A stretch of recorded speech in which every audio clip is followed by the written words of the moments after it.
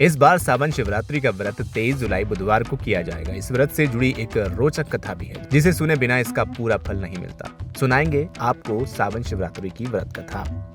धर्म ग्रंथों के मुताबिक हर महीने के कृष्ण पक्ष की चतुर्दशी तिथि को शिवरात्रि का पर्व मनाया जाता है। ये पर्व जब सावन मास में आता है तो बहुत ही खास हो जाता है। चूंकि सावन भगवान शिव की भक्ति का महीना है, इस बार सावन शिवरात्रि का पर्व 23 जुलाई बुधवार को मनाया जाएगा। इस व्रत से जुड़ी एक कथा भी है। मान्यता है कि बिना इस कथा को सुने सावन शिवरात्रि व्रत का पूरा फल नहीं मिलता।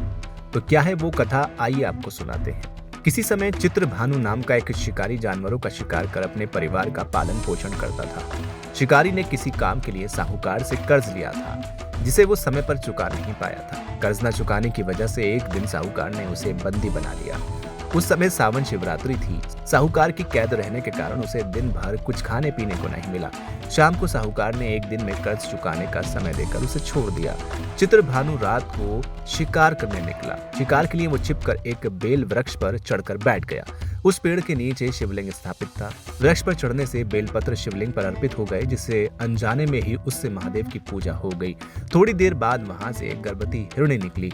शिकारी ने जैसे ही उसे मारने के लिए बाण अपने धनुष पर चढ़ाया, फिर से बेलपत्र शिवलिंग पर चढ़ गए। हिरणी ने शिकारी को देखकर कहा, गर्भवती प्राणी को मारना महापाप है।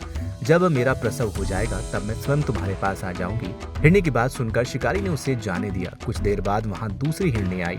शिकारी ने उसे मारने के लिए जैसे ही धनुष पर बाण चढ़ाया, फिर से शिवलिंग पर बेलपत्र गिर गए और महादेव की पूजा हो गई। उस हिरणी ने शिकारी से कहा, मैं एक कामातुर हिरणी हूँ और मिलने के लिए अपने प्रिय को ढूंढ रही हूँ। मिलने के बाद मैं स्वयं तुम्हारे पास आ जाऊंगी। शिकारी ने उसे भी जाने दिया। थोड़ी देर बाद शिकारी को एक हिरण दिखाई दिया। फिर से वही सब हुआ और शिवलिंग की पूजा हो गई।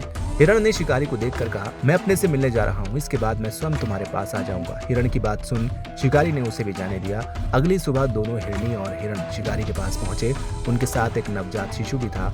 उस दिन अनजाने में ही शिकारी से सावन शिवरात्रि का व्रत और पूजा हो गई, जिससे उसका मन निर्मल हो गया और उसने उस दिन से शिकार करना छोड़ दिया। शिव जी की कृपा से उसे अन्य काम करके साहूकार का कर्ज भी चुका दिया। इस तरह से जो सावन शिवरात्रि का व्रत करता है, उस पर भगवान शिव की कृपा हमेशा बनी रहती है। फिलहाल इस वीडियो में इतना ही। उम्मीद है आपको ये कथा पसंद आई होगी। वीडियो को लाइक करें, शेयर करें और चैनल को सब्सक्राइब करना बिल्कुल न भूलें।